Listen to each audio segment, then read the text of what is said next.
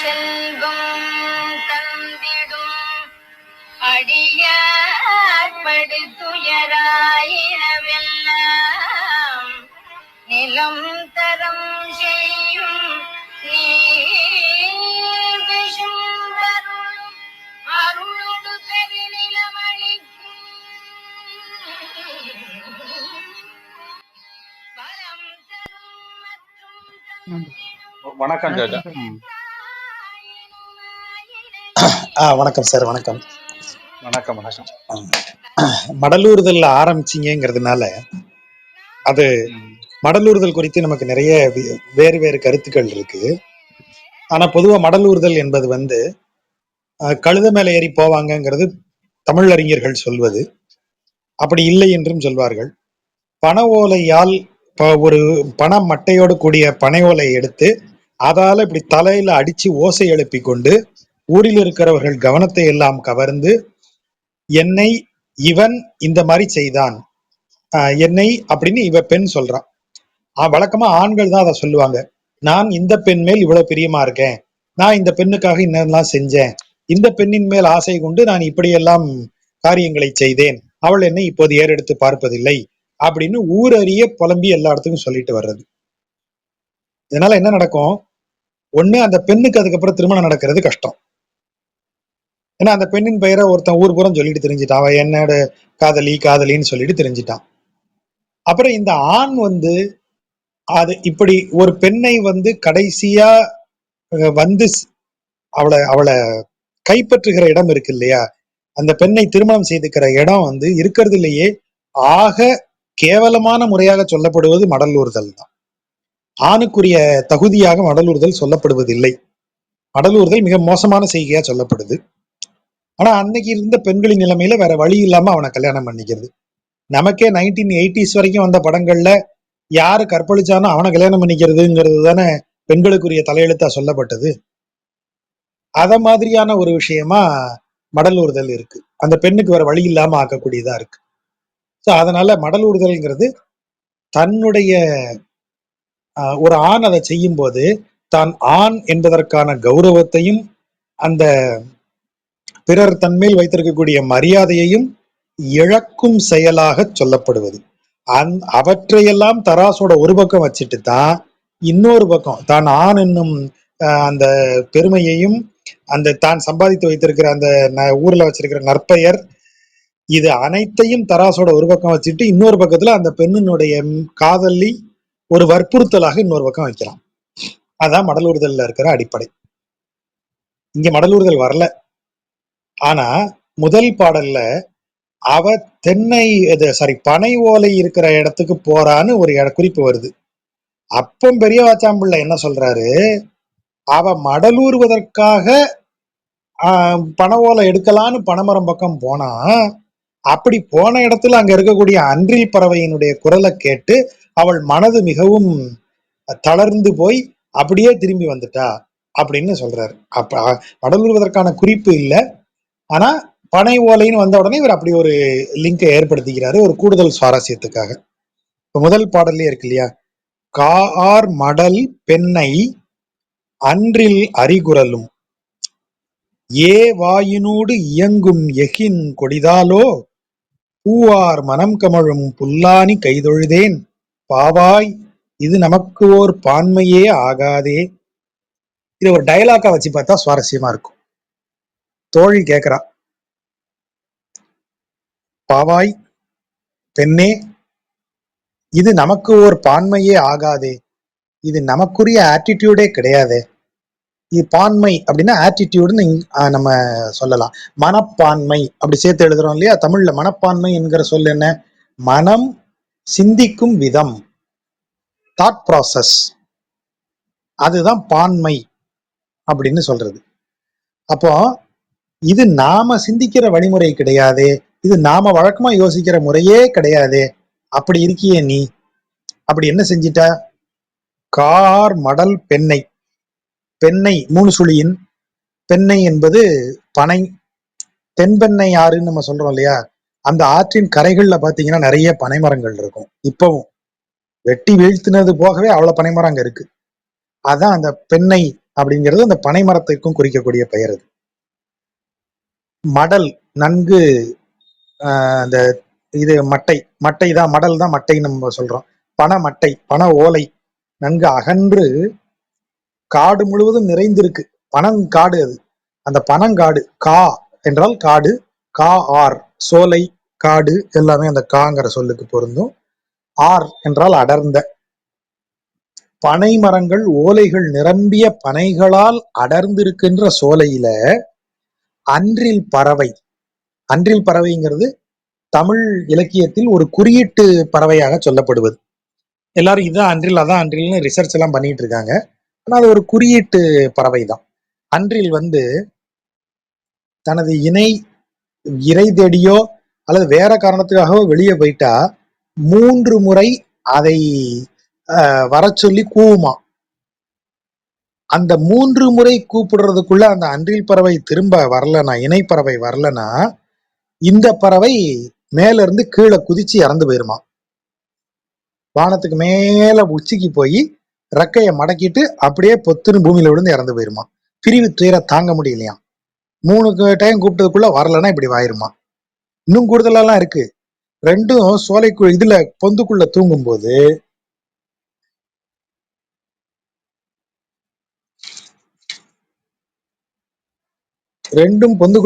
போது அலகுவை ஒன்றோடு ஒன்று இணைத்து கொண்டிருக்கும். அப்போ இடையில அந்த அலகு விடுபட்டா கூட சோகத்தோட கூவி திரும்ப சேர்த்துக்குமா. இதெல்லாம் ரொம்ப அந்த பிரிவு துயரை சொல்லுவதற்காக கொஞ்சம் உயர்வு நவிற்சியா சொல்லப்பட்டது. கிரௌஞ்சபட்சிங்கிற பேர்ல வடமொழியில சொல்றது. இந்த கிரௌஞ்சபட்சியில ஒன்று இணைப்பறவையத்தான் வேடன் வில்லால் அடிச்சதை பார்த்துட்டு வால்மீகி ராமாயணத்துல ஆரம்பிக்கிறாரு. மா நிஷாத கொடு. நிஷாதன்னா வேடுவன், மானா கொடுமையான, கொடிய வேடனே அப்படி. நிஷாத அப்படின்னா அன்றைய காலத்துல வேடர்கள் வேட்டையாடி தின்னும் வேடர்கள் கொடுமையானவர்களாக சொல்லப்பட்டார்கள். ஆகவே மா நிஷாத அப்படின்னு சொல்லும் போது அந்த வார்த்தை வருது. அப்ப அன்றில் பறவை அப்படிங்கிறதுனுடைய அரிக்குரல்னா ஏக்க குரல்னு அர்த்தம். அப்ப என்ன அர்த்தம்? அதனுடைய இணை அங்கு இல்லை. அப்ப இவளே அப்படி புலம்பக்கூடியவ. இப்படி புலம்பக்கூடிய இவள் மனதிற்குள் புலம்பிக் கொண்டு மடலூர்ந்துலாம் நினைச்சிட்டு தான் பனஞ்சோலைக்கு போனதாக பிரியவாச்சாம்பள்ளி எழுதுறார். அப்படி போறான். ஆனா அங்க பனை மரத்துலதான் அது கூடு கட்டி வாழும். அது தனது இணையை பிரிந்த சோக குரலை எழுப்புனதை கேட்ட உடனே அது இவளுக்கு எப்படி இருக்கு, ஒருத்தனுக்கு அம்பு குத்திருச்சு. அம்பு குத்துன இடத்துல இருந்து அம்பை பிடுங்கிட்டான். இப்ப அம்பு குத்துன இடம் இப்படி ஒரு ஓப்பன் ஆயிருக்கு, ஒரு கட்டு விழுந்திருக்கு, ஒரு வெட்டு. அம்பு குத்துன இடத்துல ஒரு வெட்டு விழுந்திருக்கும் இல்லையா, அதுதான் வாய், புண்ணின் வாய்.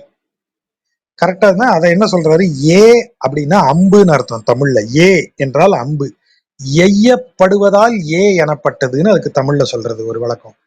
ஏன்னா அம்பு.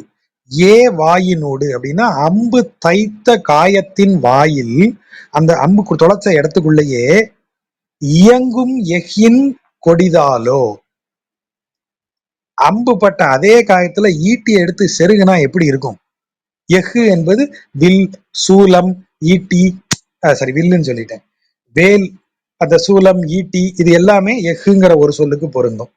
அம்பு தைத்த இடத்தில், அதே இடத்துல அதுவே ஏற்கனவே பெயின்ஃபுல்லா இருக்கு, அதுவே வலி, உயிர் போயிடுது, அதே இடத்துக்குள்ள வேலை வேற விட்டு குத்தி ஆட்டினா என்ன ஆகும்?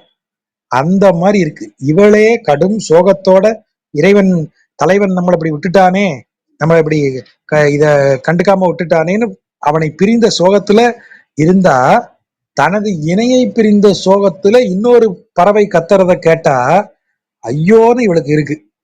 அந்த பறவையின் குரல் இவள் சோகத்தின் மேல் இன்னும் சோகத்தை கொண்டாந்து சேர்க்குது.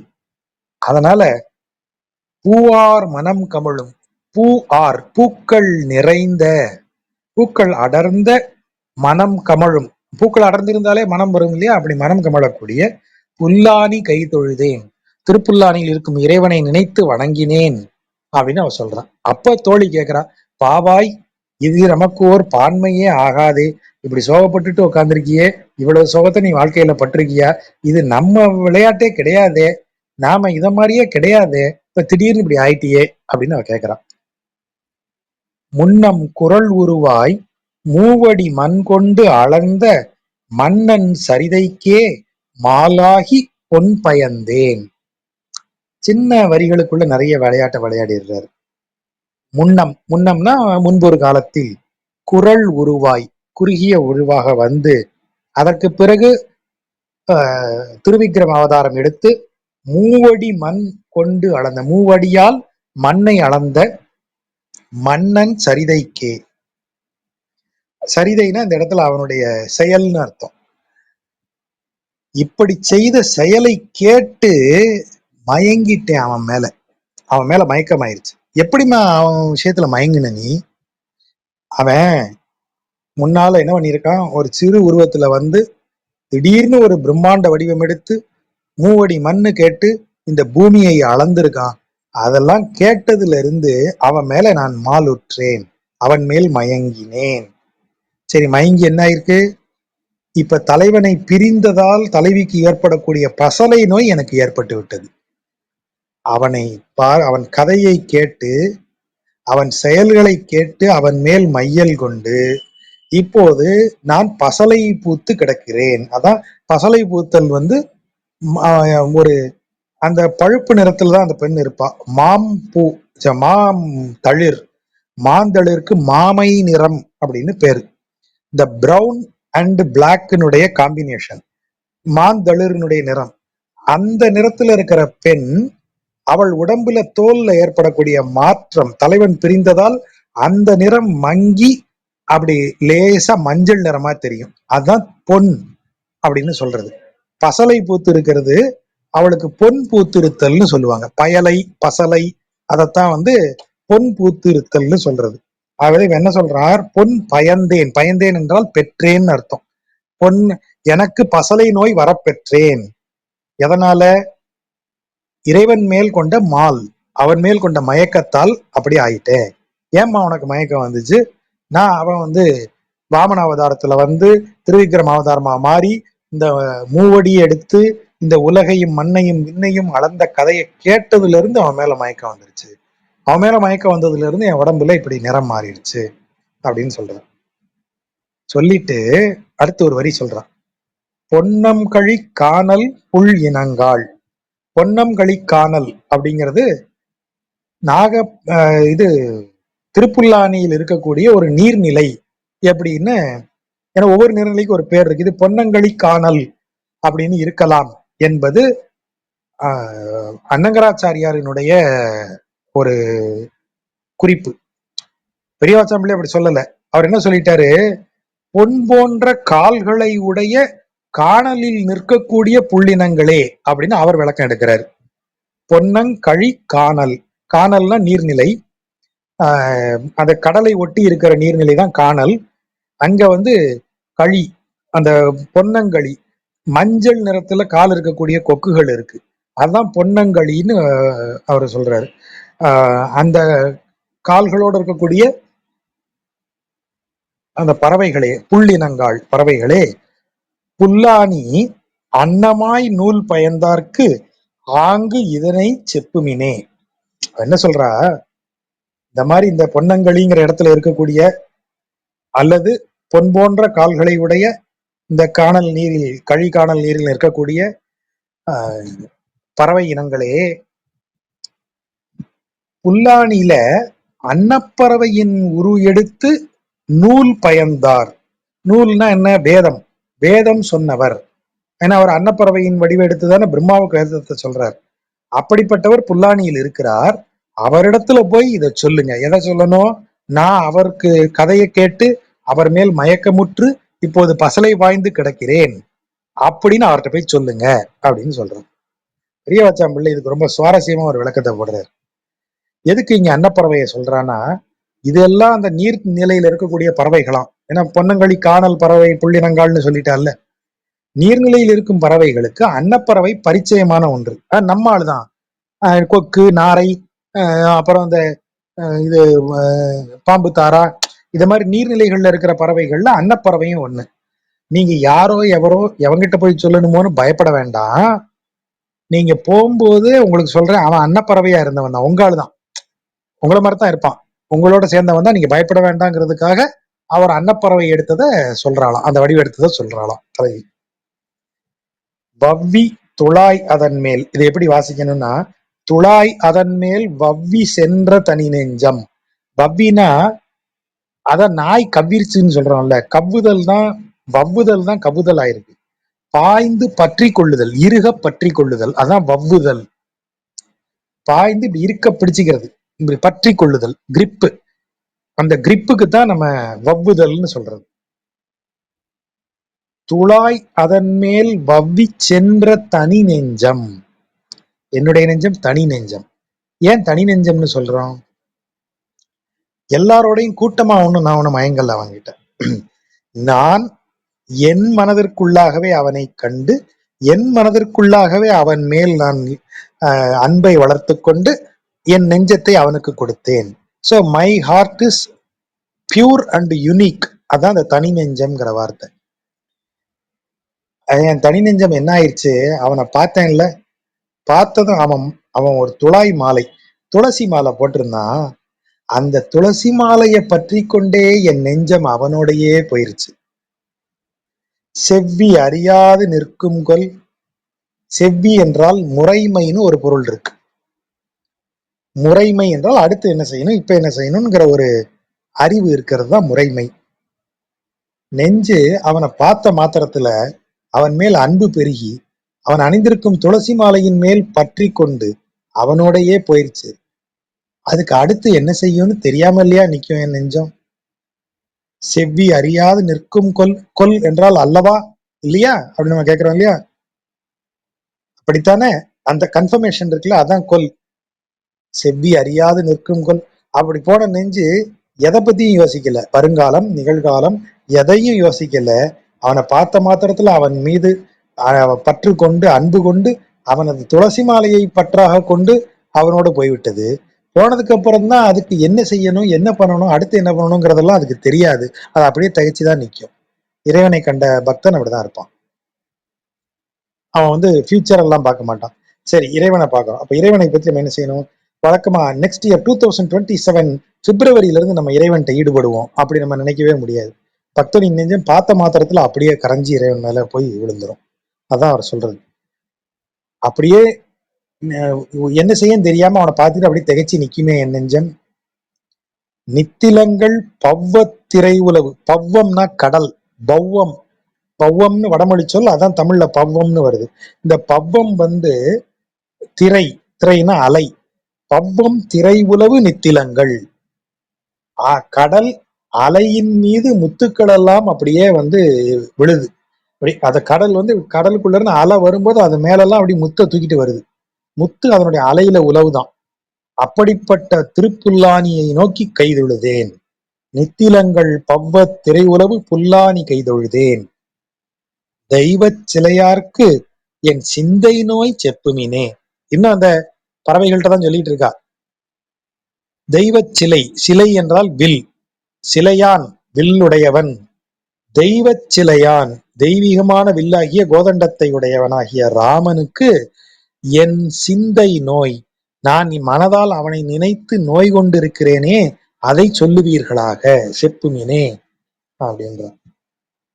பரிய இரணியனது ஆகம் அணி உகிரால் அறி உருவாய் கீண்டான். எந்த விளக்கமும் தேவைப்படாத தெளிவான வரிகள். பரிய என்றால் பாரிய, அதாவது பருத்தன்னு அர்த்தம், பெரியன்னு அர்த்தம். இரணியன் பெரிய உருவம் படைத்தவன். இந்த WWF ரெஸ்லிங்ல ரெஸ்லிங்ல வரக்கூடிய அந்த கிரேட் காளி மாதிரி பிரம்மாண்டமா இருக்கக்கூடியவன் இரணியன். அவனது ஆகம் என்றால் உடல், அணி என்றால் அழகிய, உகிர் என்றால் நகம். அவனது பெரிய பருத்த உடலை தன்னுடைய அழகிய நகங்களால் கிழித்தான், அதான் கீண்டான். எந்த உருவத்துல? அரி உருவாய் கீண்டான். சிங்கத்தின் உருவில் கீறி பிளந்து போட்டான். அப்படி பிளந்து அருள் தந்தவா நமக்கு, அப்படி நமக்கு அருள் தந்தவன் அல்லவா அவன். பொறு திரைகள் போந்து உலவு புல்லானி கைதொழுதேன். பொறு என்றால் பொருதுதல், ஒன்றோடு ஒன்று மோதுதல். அலைகள் ஒன்றோடொன்று மோதிக்கொண்டு நமது பக்கத்தில் வந்து உலவக்கூடிய, போந்து என்றால் அருகில் வந்துன்னு அர்த்தம், வந்து உலவக்கூடிய திருப்புல்லானியில் இருக்கும் அவனை நோக்கி கைதொழுதேன். அரிமலர் கண் நீர் ததும்ப அம் துகிலும் நில்லாவே. அவனை வணங்கினேன். அரி அப்படின்னா வண்டுன்னு ஒரு பொருள் இருக்கு. அரி மலர் கண், ஒரு மலர்ல கருவண்டு இருந்தா எப்படி இருக்குமோ அதை போன்ற கண்கள். கண்ணுல இருக்கிற கருவெளி இருக்கு இல்லையா, அது கருவண்டு. ஏன்னா அதுதான் இங்கேயும் இங்கேயும் போயிட்டு போயிட்டு வருது. அது அமர்ந்திருக்கும் பூ தான் நம்முடைய கண்.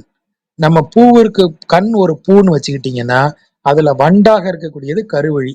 இப்ப அதை யோசிச்சு பாருங்க. அரிமலர் கண், அப்படிப்பட்ட கண் நீர் ததும்ப, அதுல அப்படியே தண்ணீர் கண்ணீர் பொங்குகிறது.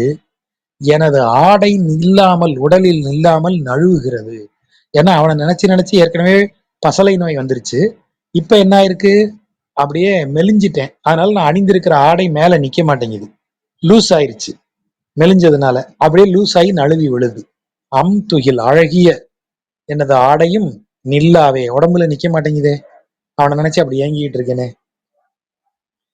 வில்லால் இலங்கை மலங்க சரம் துறந்த வல்லாளன் பின் போன நெஞ்சம் பருமளவும் எல்லோரும் எந்தன்னை ஏசிலும் பேசிடினும் புல்லாணி எம்பெருமான் பொய் கேட்டிருந்தேனே. அது ரொம்ப எளிமையா ஒரு அழக சொல்ல முடியுமா அப்படின்னா இந்த பாசம் தான் அதுக்கு உதாரணம். பொய்ங்கிற வேர்டை தூக்கிருங்க, வாசிச்சு பாருங்க, ரொம்ப ஈஸியா புரியும். வில்லால் இலங்கை மலங்க சரம் துறந்த வல்லாளன். மலங்க என்றால் கலங்கன்னு அர்த்தம். இலங்கை கலங்கும்படியாக தனது வில்லால் அம்புகளை தொடுத்த வல்லாளன், வலிமை மிக்கவன், வலிமையை ஆள்பவன் வல்லாளன், வலிமையை ஆளக்கூடிய வீரன். அவன் பின் போன என் நெஞ்சம், அவன் பின்னாடி என் நெஞ்சம் போயிருச்சு. ஸோ ராமர், திருப்புல்லானில ராமர் தான் இருக்காருன்னு சொல்லியாச்சு. ஸோ ராமர் யாரு, இலங்கையில் தனது வில்லால் இலங்கையவே கலங்கடித்து இலங்கையின் மன்னனை கொன்று இலங்கையை வென்றவன். ஆகவே வில்லால் இலங்கை மலங்கச் சரந்துறந்த வல்லாளன் பின் போன நெஞ்சம் வருமளவும், வருமளவும்னா திரும்ப வர்ற அளவுக்கும். இப்போ நெஞ்சத்தை தொலைச்சிட்ட, ஒரு பொருளை தொலைச்சா வீட்டுல எல்லாரும் திட்டுவாங்க, கவனமா இருக்க வேண்டாமா, நாங்க எத்தனை முறை படிச்சு படிச்சு சொன்னோம், ஒழுங்கா வச்சுக்க ஒழுங்கா வச்சுக்கன்னு இப்படி எல்லாரும் சொல்லுவாங்கல்ல. ஒவ்வொருத்தரும் ஒவ்வொரு விதமா சொல்லுவாங்க. அம்மா திட்டும் போது எல்லாம் திட்டிட்டு இரு, நீ உனக்கு அப்பா வரட்டும் அதுக்கப்புறம் தான் இருக்கு. அடுத்த ரவுண்டு ஒரே காரியத்துக்கு ஒரு 5-6 பேர் சேர்ந்து திட்டணும்ல, இப்படியாக இருக்கக்கூடியது. அப்போ இந்த ஒரு பொருளை தொலைச்சதை விட இவன் எதை தொலைச்சிட்டு வந்திருக்கான், நெஞ்சத்தை தொலைச்சிட்டு வந்திருக்கான். அப்போ வீட்டுல இருக்கிற எல்லாரும் என்ன சொல்லுவாங்க, நல்ல விதமா சொல்லுவாங்க. முதல்ல அம்மா வேண்டாம், அவன் சகவாசம் நமக்கு வேண்டாமா, அந்த பையன் மாடு மேய்க்கிற பையன், அப்புறம் ஒரு பொம்பளைய விடமாட்டான், எவ்வளவு கண்டாலும் பின்னாடி போயிடுவான், அவனை நம்பாத, அவன் அப்புறம் எங்க போறான் எங்க இருக்கான்னு தெரியாது, ஒவ்வொரு ஊர்லயும் அவனுக்கு ஒவ்வொரு பேர் இருக்கு, ஒவ்வொரு இடத்துலயும் ஒவ்வொரு மாதிரி இருக்கான், அவனை எங்கன்னு போய் தேடி எங்கன்னு கண்டுபிடிக்கிறது, அவனை யோகியரும் முனிவருமே கண்டுபிடிக்க முடியலன்னு திணறிட்டு உட்காந்துருக்காங்க. அப்பேற்பட்டவனை போய் நீ இப்படி காதலிக்கிறான்ட்டு வந்து நிக்கிறியே, எப்படி இது சரி, இப்படி பேசி பாக்குறாங்க. அப்படியும் இது கேட்க மாட்டேங்குது, கிறுக்கு கூடி போகுது. அந்தாலும் என்ன செய்வாங்க, 2 ஏச்சு ஏசுவாங்க, அறிவு இல்ல உனக்கு, வளர்ந்துருக்கே தவிர இப்படித்தான், அப்படி கேட்குதோ, அப்படியாவது நல்லவன் ஒருத்தனை பிடிச்சியா, அவன் ஊர் ஊரா போய் ஒவ்வொரு மாதிரி திரியறான் வைக்க, இப்படி திட்டுவாங்க. அப்போ ஏச்சும் பேச்சும், பேச்சு என்பது ஒரு ஒரு அப்படி அப்படி பக்குவமா பேசி சரி பண்ண முயற்சி பண்றது, ஏச்சுங்கிறது திட்டி சரி பண்ண முயற்சி பண்றது. இப்ப எல்லாரும் இதை முயற்சி பண்ணிட்டாங்க. எல்லோரும் என் தன்னை ஏசிலும் பேசிடினும், எல்லாரும் வந்து என்கிட்ட பேசவும் செஞ்சு ஏசவும் செய்யறாங்க. என்ன சொல்றாங்க, அவனை நம்பாத, அவன் திரும்ப வரமாட்டான், அவன் ஒழுக்கம் கிடையாது, அவன் ஒரு பொம்பளைன்னு நிக்கிறவன் கிடையாது, இப்படி எல்லாரும் எல்லாம் சொன்னாலும் அவன் போய் அவன் சொல்லிட்டு போனதை நம்பி உட்காந்துருக்கேன். ஆனா அத அவன் சொன்னதெல்லாம் பொய்ன்னு தெரிஞ்சும் இவங்க சொல்ற எல்லாத்துக்கும் அந்த பொய்யை நம்பி நான் உட்காந்துருக்கேன்.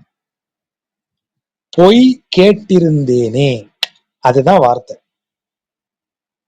ஒரு பெண்ணுக்கு ஒரு ஆண் சொல்லக்கூடிய புகழ்ச்சி எவ்வளவு நிஜம்னு தெரியாதா என்ன? ஆனால் அந்த பெண் அதை விரும்புறா. எல்லா பெண்ணுக்கும் தெரியும் தான் எவ்வளவு அழகுன்னு ஒரு பெண்ணுக்கு தெரியாதா? ஆனா தன் கணவன் வாயால தான் அழகுன்னு சொல்லணும் ஒவ்வொரு பெண்ணும் விரும்புவாங்க. அப்ப அது ஒரு பொய்யா இருந்தாலும் அதை கேட்க விருப்பப்படுவாங்க. எல்லா பெண்களுக்கும் தெரியும். என்ன நீங்க உங்களை பார்த்தா ஒரு 40 வயசு இருக்கும் அப்படின்னு ஒரு 50 வயசு கிழவிய சொல்லுங்க, என்னைய பார்த்தா அப்படியா இருக்கு அப்படின்னுவாங்க. இல்ல எனக்கு அப்படி தோணுச்சு, உங்களுக்கு என்ன கூடவே 2-3 வயசு இருக்குமா, 43 44, அவ்வளவுதான் அந்த அம்மா மயங்கிரும். அதுக்கு தெரியும் நம்மளை பார்த்தா 40 வயசு மாதிரியா இருக்கு, அதுக்கு தெரியும். ஆனாலும் அந்த பொய் வார்த்தைகள் தேவைப்படுகிறது. அதான் அந்த பொய் கேட்டிருந்தேனே, அந்த பொய்யை கேட்டுக்கிட்டு உட்காந்துருந்தேன். புல்லானி எம்பெருமான் பொய் கேட்டிருந்தேனே, அவன் என்கிட்ட என்னெல்லாம் பொய் சொல்லி நிச்சயம் நான் வந்துருவேன், அப்படி விட்டுட்டு போக மாட்டேன், சீக்கிரமா வந்துருவேன் நானு என்ன அப்படிதான் சொல்லிட்டு போனான். அது இப்ப பொய்யாகி போச்சு. ஆனாலும் அவன் சொன்னவற்றை நான் இன்னும் கேட்டிருந்தேன்னா இன்னும் நம்பிக்கிட்டு இருக்கேன். அவன் வருவேன்னு சொன்னான், அதை நம்பிட்டு இருக்கேன் அப்படின்னு பொருள். சுழன்று இலங்கு வெங்கதிரோன். இலங்கு என்றால் ஒளி வீசும், சுழன்று என்றால் பூமியை சுற்றி வராம, ஒளியோடு பூமியை சுற்றி வருகிறவன் யாரு? வெங்கதிரோன், சூரியன். தேரோடும் போய் மறைந்தான். அவன் ஒற்றை சக்கரம் உள்ள தேரில் 7 குதிரைகள் அவனை இழுத்து செல்ல அவன் இந்த உலகை வலம் வருவான். யாரு? சூரியன். ஆகவேதான் சுழன்று இந்த உலகம் பூராவத்தையும் சுத்தி வந்து ஒளி வீசக்கூடிய சூரியனும் தனது தேரோடு போய் அஸ்தமனம் ஆயிட்டான், மாலை நேரம் ஆயிடுச்சு, மறைந்தான், கடலில் போய் இறங்கிட்டான். சுடர் இல்தான். சுடர், அழகிய சுடர் என்று சொல்லப்படுவது எது? சந்திரன். சூரியனை என்ன சொல்றோம்? வெங்கதிர்ங்கிறோம். இந்த வார்த்தையை போட்டிருக்காரு பாருங்க, வெங்கதிர்னா வெம்மையான கதிர். சூரியன் சுடுமா, சந்திரன் சுடுமா? நமக்கு சூரியன் தான் சுடும். பகல்ல தான் வெயில். தலையில ஒரு கொடைய வச்சுக்கிட்டு ஒரு துணியை போட்டது, எப்பா என்ன வெயில்னு புலம்பிட்டு போறோம். பௌர்ணமி அன்னைக்கு நிலால இறங்கி, எப்பா என்ன நிலா வெளிச்சம், சை தலை சுடுது அப்படின்னு தொப்பி போடுறோமா? கொடை பிடிக்கிறோமா? நிலா வெளிச்சத்துல கொடை பிடிக்கிறோமா? அப்போ வெண்கதிர் என்றால் வெம்மையான கதிரை வீசக்கூடிய சூரியன். கதிர் என்றால் அழகிய கதிர், நம்ம ரசிக்கக்கூடியது. நிலா வெளிச்சத்தில் நாம் அப்படியே நிலாவை பார்த்து ரசிப்போம். நல்ல 12 மணிக்கு ஏப்ரல் மாசத்துல சூரியனை பார்த்து ரசிக்கிறவன் உண்டா எவனாவது? ஆனா நிலாவை நீங்க பார்த்து ரசிக்கலாம். அப்படி ரசிக்கக்கூடிய சுடரை கொண்டதுதான் சுடர். அந்த சுடர் எல்லாருக்கும் நல்லா இருக்கு. ஆனா எனக்கு எப்படி இருக்கு? அளன்று கொடிதாகித்தான் அடுமால். அடும் என்றால் சுடும், துன்பப்படுத்தும்னு அர்த்தம். ஆல் என்றால் ஐயோ, ஆஹா என்னை சுடும் இல்லையா. அளன்றுன்னு அப்படியே தணல் வீசிக்கொண்டுன்னு அர்த்தம். வெம்மை கூடி சந்திரனின் கதிர்கள் கொடிதாக மாறி என்னை அப்படியே சுடுமா. எல்லாருக்கும் பகல்ல வெயில் சுட்டா, இந்த அம்மாவுக்கு தலைவனின் பிரிவால் கதிரவன் போய் நிலவு சுடுது. செழுந்தடம் பூஞ்சோலை சூழ் புல்லானி கைதொழுதேன். செழுமையான நீர்நிலைகளும் பூஞ்சோலைகளும் சூழ்ந்திருக்கக்கூடிய திருப்புல்லானியில் இருக்கும் இறைவனை எண்ணி கைதொழுதேன். இழந்திருந்தேன் எந்தன் எழில் நிறமும் சங்குமே. அவனை எண்ணி வணங்கிட்டு உட்கார்ந்திருக்கேன். அவனை நினைத்து நினைத்து ஏங்கியதால் எதையெல்லாம் இழந்திருக்கிறேன்? என்னுடைய எழில் நிறந்த நிறம். அதான் சொன்னாலே, அழகா மாமை நிறத்துல இருந்தேன், தேமல் பாய்ந்து பசலை பாய்ந்து தேமல் ஆகி என்னுடைய எழில் நிறம் போயிருச்சு, மெலிஞ்சு போயிட்டேன், ஆடை நழுவிருச்சு. அப்ப கையில போட்டிருக்கிற வளையல் என்ன செய்யும்? என்ன சங்குன்னா சங்கு வளையல்னு அர்த்தம். அந்த காலத்துல சங்குலதான் வளையல் நிறைய செய்வாங்க. சங்கு வளையலும் கலந்து விழுந்துருச்சு. இழந்திருந்தேன் எந்தன் எழில் நிறமும் சங்குமே. தலைவனை பிரிந்த தலைவிக்கு ஏற்படக்கூடிய எல்லா நோய்க்குறிகளும் இங்கு சொல்லப்படுகிறது. முதல்ல சிந்தை நோய், அப்புறம் துகில் நில்லாமல் போவதல், அப்புறம் ஏசிடினும் பொய் கேட்டு அமர்ந்திருத்தல், அப்புறம் எழில் நிறமும் சங்கும் இழத்தல், கனையார் இடிகுரலின் கான்மணியின் நாடல் தினையேனும் இல்லாது தீயில் கொடிதாலோ புனையார் மணிமாடப் புல்லானி கைதொழுதேன் வினையேன் மேல் வேலையும் வெந்தழலே வீசுமே. தலைவியினுடைய ஏக்கம் எப்படி இருக்கு?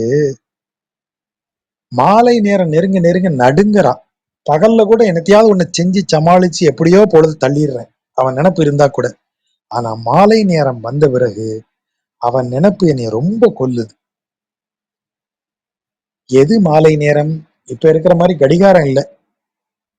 ஆனா மாடுகளை காலையில மேயறதுக்கு கூட்டு போறாங்க, மாலை நேரத்துல மேய்ச்சலை முடித்து வீட்டிற்கு ஓட்டி கொண்டு வருகிறார்கள். அப்போ மாலை நேரத்துல அந்த மாடுகளின் கழுத்து மணி ஓசை கேட்க ஆரம்பிக்குது. அப்ப மாடுகள் எல்லாம் மேய்ச்சல்ல இருந்து திரும்பி வருது.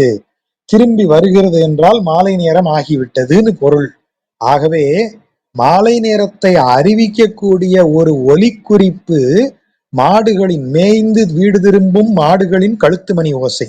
அந்த ஓசை என் காதுல பட்ட உடனே எனக்கு அது எப்படி இருக்குன்னா, கடுகடுத்த குரல்ல இடி இடிச்சு என் காதுல வந்து விழற மாதிரி இருக்கு. கனையார் இடி குரல். கனைனா கனைத்தல், பெரும் ஓசை எழுப்புதல். இடி போன்ற ஓசை எழுப்பிக் கொண்டு, எது கார்மணி, அந்த கழுத்துல இருக்கிற மணி, கார்மணின்னு அதை சொல்றது. அதனுடைய நா ஆடல், அந்த வாயில அந்த நாக்கு அசையுது இல்லையா, மணியோட நாக்கு அசைகிறது எவ்வளவு சத்தம் கேட்டுரும். மாடு கழுத்துல இருக்கிற மணி, மாடு கழுத்துல 10 கிலோ மணியா கட்டுவாங்க, இத்தினூண்டு மணி தான் அது.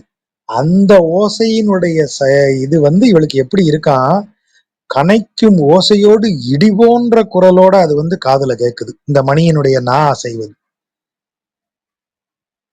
சரி, ஒரு தடவை கேட்டு போயிருச்சுன்னா அப்படி இல்லை. ஊர்ல இருக்கிற எல்லா மாட்டுக்கும் மணி கட்டி விட்டுருக்காங்க. அது எங்க தெருவுக்கு வர்றதுக்கு முன்னாடியில இருந்தே மணிச்சத்தம் ஆரம்பிச்சு எங்க தெருவை தாண்டி போன பின்னும் அந்த மணிச்சத்தம் கேட்டுக்கிட்டே இருக்கு. தினையேனும் இல்லாது, திணை அளவு, திணைனா அந்த திணை தானியம் இத்தினூண்டு கடுகு மாதிரி இருக்கும், அந்த பொழுது கூட நிக்காது. தொடர்ந்து அந்த மணிச்சத்தம் கேட்டு கேட்டு என்னைய டார்ச்சர் பண்ணிக்கிட்டே இருக்கு. அது எப்படி இருக்கு? தீயில நிக்கிறத விட கொடுமையா இருக்கு இந்த மணிச்சத்தம் கேட்டே இருக்கு. பாரு, ஈவினிங் வந்துருச்சு அப்படி ஒரு தடவை சொல்லிட்டு போகுது அந்த மணிச்சத்தம். தொடர்ந்து அந்த மணிச்சத்தம் என்ன சொல்லிக்கிட்டே இருக்கு, ஈவினிங் வந்துருச்சு, மாலை வந்து விட்டது, மாலை வந்து விட்டதுன்னு சொல்லிக்கிட்டே இருக்கு. எனக்கு அதை கேட்க கேட்க ஒரு செகண்ட் கூட நிறுத்த மாட்டேங்குது, சொல்லிக்கிட்டே இருக்கு. எனக்கு நெருப்புல நிக்கிறத விட கொடுமையா இருக்கு. தீயில் கொடிதாலோ, தீயை விட கொடுமையாக இருக்கிறதே. புனையார் மணிமாட புல்லானி கைதொழுதேன். நன்கு உருவாக்கப்பட்ட, புனைந்து உருவாக்கப்பட்ட மணிமாடங்கள் நிறைந்த புல்லானியில் இருக்கும் இறைவனை நோக்கி கைதொழுதேன். வினையேன் மேல், வினையேன்னா வினை, கர்ம வினைகள், பாவங்கள் தான் வினை. பாவங்கள் செய்த பாவியாகிய என்மேல் கடல் அலை கூட, கடல் அலை வந்து அப்படி உங்க மேல தெரிக்கும் போது இப்படி சில்லுன்னு இருக்கும். அலை நீர், அதான் வேலைனா கடல், லேசா அந்த அலை நீர் தெளிச்சா சில்லுன்னு இருக்கும். ஆனா இப்ப அவனை பிரிஞ்ச துக்கத்துல இருக்கேன் நான் இந்த மாலை நேரத்துல. இப்போ அந்த அலை நீர் என் மேல படும்போது நெருப்பள்ளி கொட்டின மாதிரி இருக்கு. தளலே வீசுமே, என் மேல நெருப்பு எடுத்து வீசுற மாதிரி இருக்கு. கடல் என் மேல நெருப்பு எடுத்து வீசுற மாதிரி இருக்கு. அப்படி ஃபீல் பண்றாங்க. தூம்பு உடை கைவேளம் வெறுவ மறுப்பு வசித்த பாம்பின் அணையான் அருள் தந்தவா நமக்கு. தூம்பு என்றால் ஓட்டைன்னு அர்த்தம். குழல், டியூப் அப்படிங்கிறது தான் தூம்பு. திருநெல்வேலி பக்கம் வீட்டுல தண்ணி, கிச்சன்ல இருந்தெல்லாம் தண்ணி வெளியே போறதுக்கு ஒரு ஓட்டை போட்டு விட்டுருப்பாங்க. அந்த ஓட்டைக்கு பேரே தூம்பு, தூம்பு மடை அப்படின்னு சொல்லுவாங்க. இந்த தூம்பு மடை வீட்டுக்குள்ள இருந்து நேரம் சாக்கடையில போய் கனெக்ட் ஆகும். அதனால சாயங்காலம் ஆனா தூம்பு மடையை அடைக்கிறதுக்கு ஒரு ஒரு கட்டைய வச்சிருப்பாங்க, இப்படி ஊசியா இருக்கும். அந்த கட்டையை வச்சு அந்த ஓட்டையை அடைச்சிருவாங்க. தூம்பு மடையை அடைச்சியா எலி வந்துட போகுது அப்படின்னு சொல்லுவாங்க. அதான் தூம்பு என்றால் அந்த குழல். தூம்பு உடை கை வேளம். தூம்பு உடை கைனா என்ன? துதிக்கை. நடுவுல குழல் மாதிரி டியூப் மாதிரி ஓட்டை இருக்கக்கூடிய கை எது? துதிக்கை. அதை உடைய வேழம்.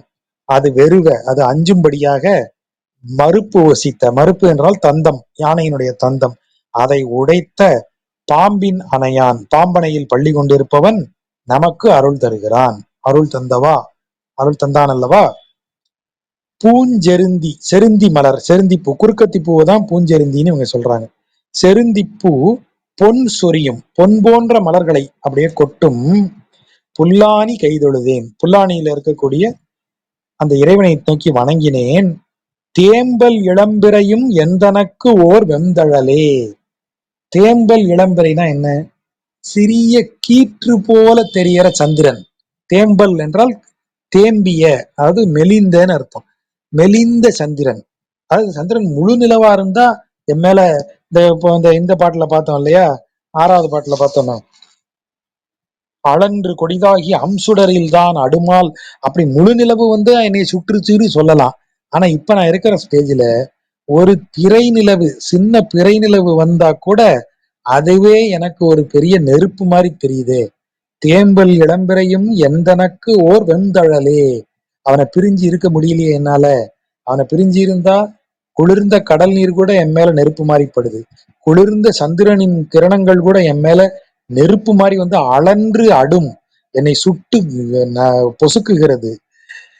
இந்த சாதாரணமான ஒரு கீற்று நிலவு, நிலவு கீற்று, பிறை நிலவும் கூட என் மேல நெருப்பள்ளி கொட்டுற மாதிரி இருக்கே, அவனை பிரிஞ்சு நான் இவ்வளவு துன்பப்படுறேனே.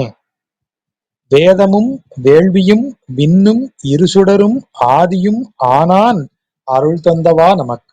அருள் தந்த நமக்கு, நமக்கு அருள் தந்தவன் என்னவாகலாம் ஆனா, அவனேதான் வேதமும், அவனேதான் வேதத்தில் இருக்கக்கூடிய வேள்வியாகவும், அவனேதான் விண்ணாகவும், அந்த விண்ணில் இருக்கக்கூடிய சூரிய சந்திரனாகவும், அனைத்திற்கும் முதலானவனாகவும் ஆதி அப்படியும் ஆனான். அவனை, அவன் எங்க இருக்கான்? புல்லாணியில இருக்கான். ஆகவே போது அலரும் புன்னை, புன்னை போதுன்னா மலர், புன்னை மரங்கள் போது அலரும், அப்படியே மொட்டு அவிழும் புல்லாணி, அந்த புல்லாணியை சூழ்ந்து புன்னை மரங்கள் நிறைய இருக்கு, அதெல்லாம் அப்படியே மொட்டு அவிழுகிறது. அப்படிப்பட்ட புல்லாணியில் இருக்கும் அவனை கைதொழுதேன், வணங்கினேன். அடுத்த வரி பிரமாதமான கவிதை. ஓதமும் நானும் உறங்காது இருந்தேனே. இந்த ஒரே ஒரு வரி எடுத்து வச்சுக்கங்க. மெல்ல திறந்தது கதவுல ஒரு பாட்டு வரும். ஊரு சனம் தூங்கிருச்சு, ஊத காற்றும் தூங்கிருச்சு, பாவி மக தூங்கலையே, அந்த வரி வருதா? காதலித்த பெண், காதலில் வீழ்ந்த பெண் அனைவரும் உறங்கிய பிறகும் அவளுடைய மனம் உறங்காமல் இருக்கும்.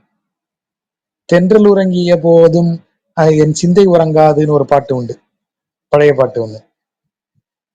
இந்த பாடல்கள் அனைத்திற்குமான அந்த அந்த பேஸ் இந்த வரி. ஓதமும் நானும் உறங்காது இருந்தேனே. இப்போ ராமராஜன் படத்துல கூட ஒரு பாட்டு வந்திருக்கு. ஆறு கடல் தான் உறங்க, மீன் எல்லாம் உறங்க, ஸ்ரீரங்கம் தான் உறங்க, நான் உறங்க வழி இல்லையே அப்படின்னு அந்த பாடல் வரிகள் வரும். ரொம்ப இந்த வரிகள் எல்லாமே நம்ம சங்க இலக்கியத்தினுடைய தொடர் வரிகள் தான். ஓதமும் நானும் உறங்காது இருந்தேனே. என்ன வரி வர? கடல் இன்னைக்கு உறங்கி இருக்கு. எல்லா நேரங்கள்லையும் கடல் அலை எழுப்பிக் கொண்டு, ஓசை எழுப்பிக் கொண்டு, அடங்காது கடலின் அலைகள் கரையை மோதியபடியே இருக்கின்றன. அதை போல என் மனதிற்குள் உன்னை பற்றிய எண்ணங்கள் எழுந்து மோதிக்கொண்டே இருக்கின்றன. எப்படி கடல் அலைகளை நிறுத்தாது இரவும் பகலுமாக அந்த அலையை உறங்காத அலை ஒலித்து கொண்டு இருக்கிறதோ, அதை போல என் மனம் உன்னை ஒலித்து கொண்டு உறங்காது இருக்கிறது. அவை எனக்கு துணையா உறங்காம இருக்கிறது யாரு? ஓதமும் நானும், கடலும் நானும் தாயா தூங்காம இருக்கும். அந்த வரி கவிதை. ஓதமும் நானும் உறங்காது இருந்தேனே அப்படின்னு அவன் அந்த தலைவன் அப்படி அப்படி சொல்றான். அவன் நினைப்புல அப்படி இருந்தேன், அவனையே நினைச்சுக்கிட்டு இருந்தேன்னு சொல்றான். பொன் அலரும் புன்னை சூழ் புல்லாணி அம்மானை, பொன் அலரும் தங்கம் போல பூ பூக்கக்கூடிய புன்னை மரங்கள் சூழ்ந்த புல்லானியில் இருக்கும் அம்மான், என் அன்புக்குரியவனை, மின்னிடையார், மின்னிடையார்னா பெண்கள், மின்னல் போன்ற இடையுடையவர்கள், அதான் மின்னிடையார், வேட்கை நோய் கூற,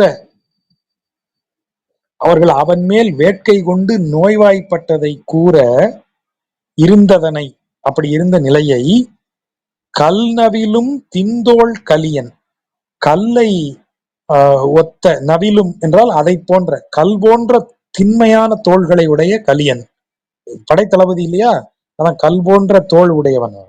அப்படிப்பட்ட கலியன் ஒலி வல்லார், கலியன் ஒலித்த இந்த பாடல்களை சொல்ல வல்லவர்கள் மன்னவராய் மண்ணாண்டு, இந்த பூமியில இருக்கும்போது மன்னர்களைப் போல புகழ்பெற்று வான்னாடும் முன்னுவரே, வானில் இருக்கும் நாடாகிய வைகுந்தத்தையும் அடைவார்களே அப்படின்னு பலன் சொல்லி முடிக்கிறார்.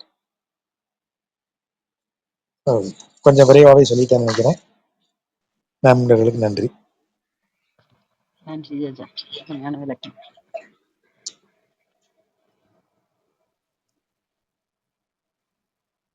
நண்பர்களுக்கு ஏதாவது சந்தேகங்கள் உள்ளது, மேலதிகமா ஏதாவது சொல்லணும்னாலும் வந்து சொல்லணும். வேற எதுவும் கேட்கறது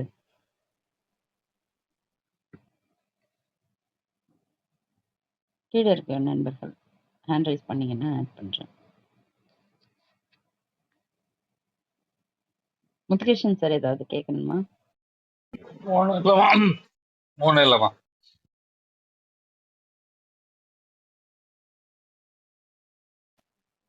இந்த மடலூறுதல் பத்தி சொன்னீங்கல்ல ஜஜா, அது ஆக்சுவலா இது மாதிரி உரையாசிரியர்கள் மேலதிகமா எழுதுறதுன்ற விஷயங்கள், இது ஒரு இன்ட்ரெஸ்டுக்காக பண்ணும்போது ஓகே. அது அது எந்த விதத்துல ஒருவேளை நம்ம வாசிக்கிறவங்களோட கற்பனையை தூண்டுறதுக்கோ அல்லது அவளுடைய அந்த பாடலோட ஆழத்தை குறிக்கிறதுக்கோ அது உதவுமா?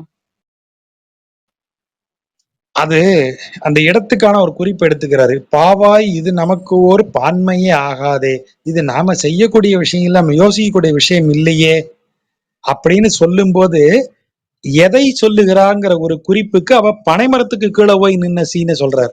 பனைமரத்துக்கு கீழே இருக்கிற பெண்ணை பார்த்து இப்போ அவள்கிட்ட கேக்குறா, அங்க போன அன்றில் பறவை குரல் கேட்டது எனக்கு அதுல இருந்து ரொம்ப மனசு கஷ்டமாயிருச்சு. அன்றில் பறவை பனைமரத்துல தானே இருக்கும், நீ ஏன் பனைமரம் பக்கம் போன? இந்த மாதிரி இப்படி யோசிக்கிறது கதைக்கு ஆகாது, இது நமக்குரிய புத்தியே கிடையாது, நீ நல்ல குடும்பத்துல பிறந்தவ, ஞாபகம் இருக்கட்டும்.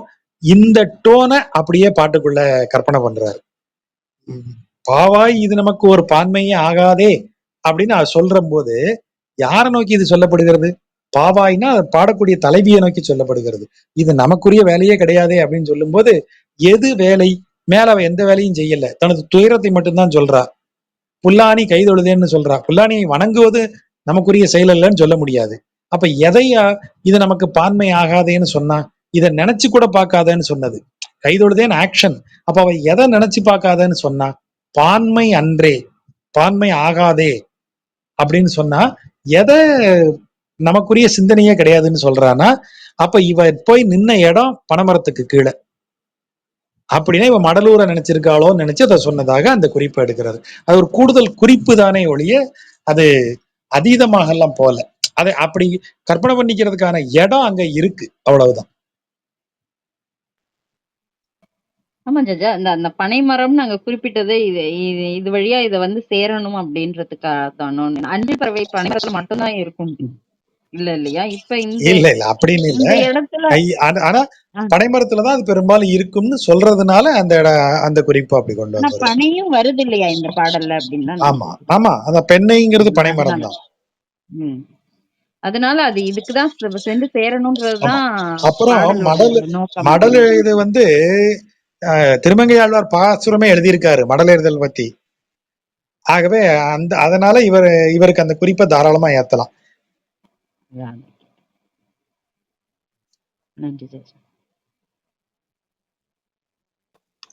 ஜஜா, அப்புறம் இந்த என்னுடைய ஸ்கூல்ல வந்து மடலூரத்துல பத்தி எங்க டீச்சர் சொல்லும் போது பனங்கருக்குல குதிரை செஞ்சு அது மேல உட்காந்து போற மாதிரி ஏதோ சொன்ன மாதிரி ஞாபகம் எனக்கு. அது அப்படி ஒரு வகை உண்டா, சொல்றது உண்டா கதையில?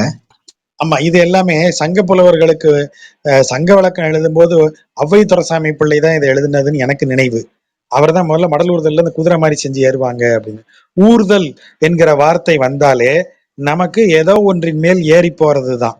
அப்ப அந்த காலத்துல வந்து மடல் ஊர்தல குதிரை மேல போறதான் ஊர்தல், பரி ஊர்தல்னு சொல்லுவாங்க. பரினா குதிரை, பரி ஊர்தல்னு சொல்லுவாங்க. இப்போ மடல் ஊர்தல் அப்படின்னு வந்தா குதிரை மேல போறது இல்லை, ஆனா குதிரை மாதிரி ஒண்ணு மேல போனாதான் ஊர்தல் வரணும். ஆகவே பனை ஓலையால் குதிரை செய்யப்பட்டு அதன் மேல் போனார்கள்னு ஒரு குறிப்பா அதை எடுத்துக்கிட்டாங்க. அப்படிதான் வரும். ஆனா அதை வந்து நம்ம வழக்கம் போல நம்ம தமிழ் ஆசிரியர்கள் இருக்காங்களே, தமிழ் அறிஞர்கள் சொன்னதை அப்படியே கண்ணை மூடிட்டு ஃபாலோ பண்ணிடுவாங்க. அப்படித்தான் அது வந்தது. அப்புறம் கரும்புள்ளி செம்புள்ளி குத்தி வர்றது பனை ஓலையில எழுதி அந்த பெண்ணின் பெயரை எழுதி கழுத்துல மாலையா போட்டுக்கிறது, இப்படி வெவ்வேறு விளக்கங்கள் எழுதி வச்சிருக்காங்க. ஆனா மடலூறுதல்ங்கிறது எதனால அந்த வார்த்தைங்கிறது இதுவரைக்கும் நமக்கு கன்ஃபார்ம்டா அந்த ஆக்ஷன் எங்கேயும் விளக்கப்படல. எல்லாருமே ஒவ்வொரு அந்த ரெஃபரன்ஸை பணம் வச்சுதான் இது இப்படி இருக்குன்னு சொல்றாங்க. அந்த பணம் கருக்குல பண்றதுதான் ரொம்ப முக்கியமான விஷயம். இந்த பணம் கருக்கு மேல வர கீசிடும். ஆமா, அதனுடைய ஓரம் ரம்பம் மாதிரி இருக்கும், 2 ஓரமும். அத வேலிக்கு போடுவாங்க. ஆமா, அதனால இது வந்து தற்கொலை மிரட்டல் மாதிரி சொல்ல முடியுமா? பனங்கருக்குல அவங்க உட்கார்ந்துட்டு போறது மாதிரி சொல்றதுனால. தாராளமா தன்னைய துன்பப்படுத்திக்கிறான். அந்த பெண் கிடைக்கணுங்கிறதுக்காக தன்னைத்தானே துன்பப்படுத்திக்கிறான். அப்படி அந்த துன்பத்தை தன்னை இவ்வளவு தூரம் தனக்காக இவ்வளவு துன்பப்படக்கூடிய ஒருத்தன் மேல் அவள் மனம் இறங்காதா அப்படிங்கிற இடம் தான் இது. அப்புறம் இந்த 5வது பாசுரத்துல வல்லாளன் பின்போன நெஞ்சம் வருமளவுன்றது வந்து திரும்ப அந்த மடல்ல சிறிய திருமடல்லையே வருது. காரார் கடல் வண்ணன் பின்போன நெஞ்சமும் வாராது எண்ணெய் மறந்ததுதான்ற ஒரு வரி ஒண்ணு வரும். அதுலயும் அப்படிதான். அது அந்த அவன் கூட போன மனசு திரும்ப வரல அப்படின்ற மாதிரி. தூது அனுப்பி வரல, அதுதான் இல்லையா இது? அதாவது இந்த நெஞ்சம் திரும்பி வர்றதுங்கிறது இருக்கு இல்லையா, திரும்பி வர்றதுன்னா அவன் வரணும். என் நெஞ்சம் அவன்கிட்ட போயிருச்சு, என் நெஞ்சம் திரும்பி வரணும்னா அவனே வரணும். என் நெஞ்சம் அவன்கிட்ட இருக்கிறதுனால என் நெஞ்சம் மட்டும் திருப்பி கொடுக்க முடியாது இல்ல. ஆகவேதான் திரும்பி வர்றதுங்கிறது என்னை அவன் திரும்ப ஏத்துக்கிட்டு போறது, அப்படி சொல்லப்படுவது. அது ஒரு தடவை அந்த மனம் போயிருச்சுன்னா திரும்ப வரவே வராது. இறைவன்ட்டனாலும் சரி, தலைவன்ட்டனாலும் சரி, ஒரு முறை அதில் ஈடுபட்ட மனம் திரும்ப வராது. அதனாலதான் எல்லாருக்குமே இந்த ஃபர்ஸ்ட் லவ் அப்படிங்கிறது ஏன் மனசுல ரொம்ப ஆழமா இருக்கு. 5-6 லவ் பண்ணிடலாம், ஆனா அந்த முதல் லவ் மேல இருக்கக்கூடிய அந்த அது ஏன் அப்படி மனசுல தங்கி இருக்குன்னா, முதல் முறையா நம்ம நெஞ்சம் நம்மள்ட்ட இல்லாம வேற யார்கிட்டயோ போறதை நம்ம உணர்றோம். ஆகவேதான் அந்த அப்படி சென்ற நெஞ்சம் வாராதுன்னு சொல்றது அந்த அர்த்தத்துல. இதெல்லாம் Jhajha fictitious and also literary concepts only.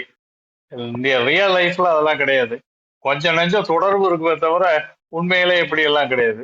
இது கம்பன் ஏத்தி சொல்ற மாதிரி literally fictitious concepts used in writing, literature writing.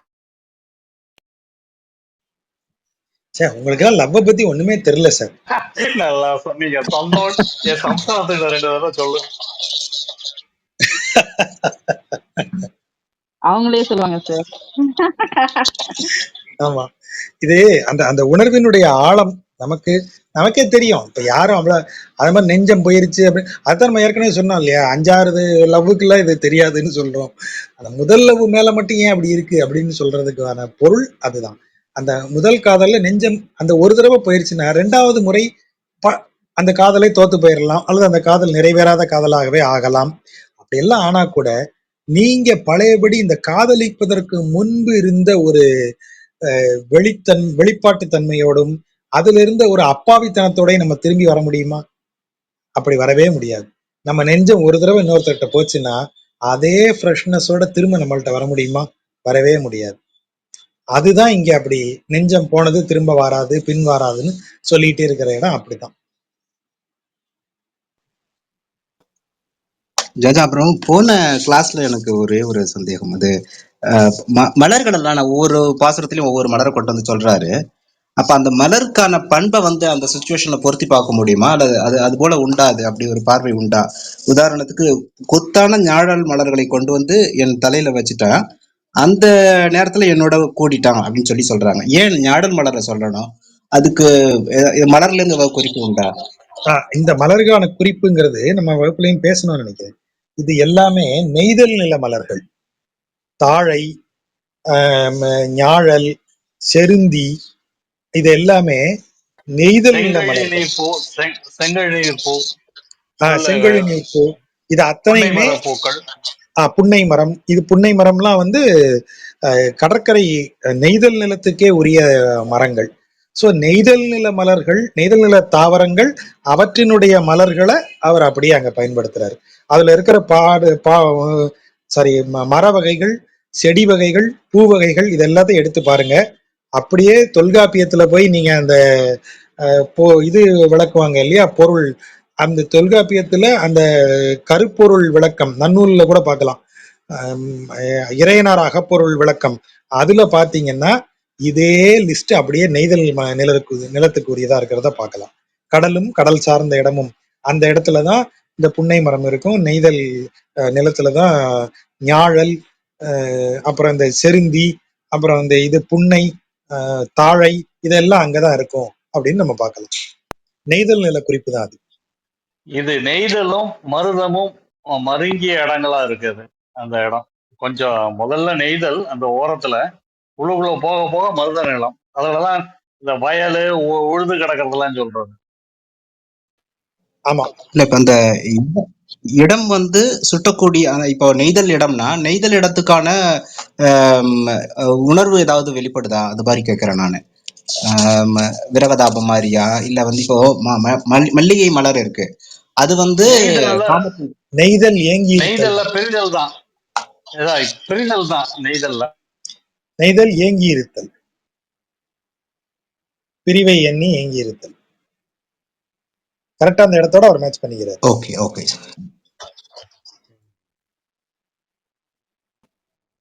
அப்புறம் ஜட்ஜா இந்த தேம்பல் இளம்பிறையும் அப்படின்னு ஒரு வார்த்தை வந்துச்சுல, அது இளவயது சந்திரன் அப்படி எழுதிட்டாங்க. அந்த தேம்பல்ன்ற வார்த்தை அது அது என்ன வருது? தேம்புதல் அப்படின்னா தேய்தல் அப்படிங்கிறது இருக்கு இல்லையா, அதுதான் தேம்புதல். அவன் ரொம்ப ஆளே தேம்பி போயிட்டான் அப்படின்னு சொல்றது. எங்க ஊர்ல அந்த பாஷை உண்டு. ஆளே தேம்பலா இருக்கானே, என்ன இவன் சாப்பிடுவானா மாட்டானா இப்படி கேட்பாங்க. தேம்புதல்லாம் அப்படியே மெலிந்து போகுதல், அதான் தேம்புதல். ஆமா புள்ள அப்படியே அம்மாவை பார்க்காம தேம்பி போயிருக்கேன் அப்படி சொல்லக்கூடியது உண்டு. சோ தேம்புதல் என்றால் தேம்பி தேம்பி அழுதான். ஆமா அதான் சின்ன சின்ன ஓசைகளோட அழக்கூடியதுதான். அந்த ஒளி மங்கி இருக்கிற ஆனா சிறிய சந்திரன் கீற்று, பிறை நிலவு, சின்ன பிறை நிலவு. இப்போ முழு நிலவா இருந்தா ஒளி நிறைய வீசும், பிறை நிலவுல என்ன ஒளி வந்துடும்? இப்ப 3ஆம் பிறைன்னு சொல்றோம், அமாவாசை முடிஞ்சு 3ஆம் நாள் அன்னைக்கு எவ்வளவு பெருசா இருக்கும் நிலவு? சின்ன கீற்று தான் தெரியும். அப்படிப்பட்ட தேம்பல் நிலவே எனக்கு நெருப்பு எரியற மாதிரி இருக்கு, அந்த ஒளியே எனக்கு தாங்க முடியலங்கிறா. அந்த அளவிற்கு பிரிவு துயர்ல இருக்கா தலைவி. அதுக்காக அந்த அதை சொல்றாரு, தேம்பல் இளம்பெறின்னு அந்த வார்த்தையை போடுறாரு. நன்றி. எல்லா பாசனங்களுமே பரம பக்தி தான் இல்லையா? ஆமா ஆமா, எல்லாமே பரபக்தி தான். அவனை இல்லாம அவன் பக்கத்துல இல்லாம கிடந்து ஏங்கிறது தான் பரமபக்தி. பரபக்தி தான் ஏங்கிறது. பரமபக்திங்கிறது சென்று அடைந்து விட்ட மாதிரி. பரமபக்திங்கிறது அது பரஞானம். பரமபக்திங்கிறது வந்து அவன் இல்லாதப்பமும் அவன் நினைவுகளால் மட்டும் ஏங்கி இருப்பது. இந்த மாதிரி நெருப்பு சுடுது, சாவ போறேன், வைக்க போறேன் அப்படின்னு மெலிஞ்சு போயிட்டேன், கை போச்சு, காலு போச்சு, வளையல் நிக்கல அப்படின்னு புலம்பாம, ஐயோ அவன் அப்படி இருந்தானே என் கூட, அவனை நீங்க பார்த்தா வர சொல்லுங்க, அவங்க ஏங்குவாங்க. ஆனா இந்த அளவுக்கு வந்து எக்ஸ்ட்ரீமா போக மாட்டாங்க, மனதுக்குள்ள அவங்கள நினைச்சு நினைச்சு இதா இருப்பாங்க. இப்போ கல்யாணம் ஆகி ஒரு 2-3 வருஷம் ஆச்சு, கணவன் வேலைக்காக வெளிநாடு போயிட்டாருன்னு வைங்க, அந்த பெண்ணுக்கும் கணவனை பிரிந்த ஏக்கம் இருக்காதா? ஆனா ஒரு காதலர்களை போல அவங்க அதையே நினைச்சு புலம்புவாங்களா? அது மட்டும் உள்ள அந்த பெயின் இருந்துகிட்டே இருக்கும்.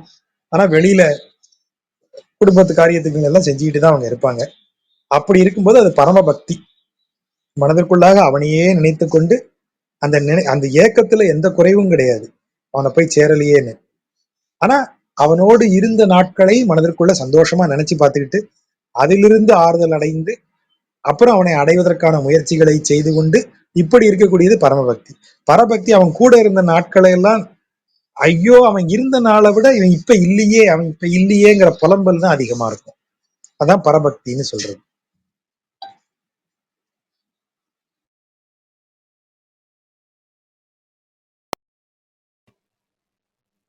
கீழே நண்பர்களுக்கு ஏதாவது சந்தேகங்கள் இருந்தா வரலாம். Uma ma'am, Anand ma'am sir ஏதாவது சொல்லணுமா? கேள்வியில எதுவும் இல்லை ஜாஜா, ரொம்ப இன்னைக்கும் பிரமாதமா இருந்தது. தேங்க்ஸ். ரொம்ப பிரமாதமா இருந்தது. இந்த ஏசிடனும் பேசிடனும் அது இந்த பரபக்தி பரமபக்தி இப்போ சொன்ன எக்ஸாம்பிள்ஸ் அது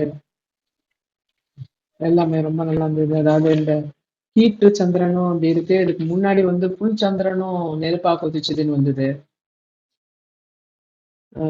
சுடர் தான் நடுமால்னு ஒண்ணு வந்தது. அடுத்தது வந்து தேம்பல் இளம்பிறையும் என் தனக்கு வெண்தழலேன்னு வருது. அந்த மாதிரி அதுவும் இல்லாத நானும் உறங்காதிருந்தேனே, எல்லாமே ஒரு பஞ்சு டைலாக் இருக்கு ஒன்னொன்னு.